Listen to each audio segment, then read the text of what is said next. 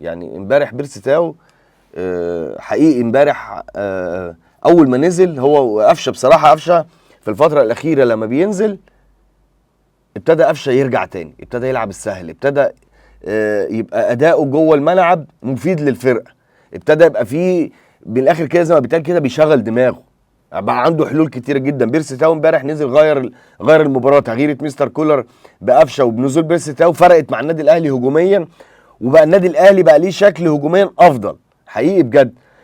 بيرسي من اللعيبه الكويسه. يمكن امبارح حصل موقف ما بينه وما بين مستر كولر بعد المباراه، كان باين عليه الغضب وباين عليه الزعل، وانا عارف ان الموضوع ده ممكن ينتشر في السوشيال ميديا، وفي فيديو انا شفته النهارده ان في مشكله حصلت او كان بيزعق. يا جماعه الكوره عادي عادي عادي لما بتبقى متعصب، وانا قلتها اكتر من كذا مره، اللعيب بيبقى عليه ضغوط واللعيب بيبقى عايز يلعب بصفه اساسيه.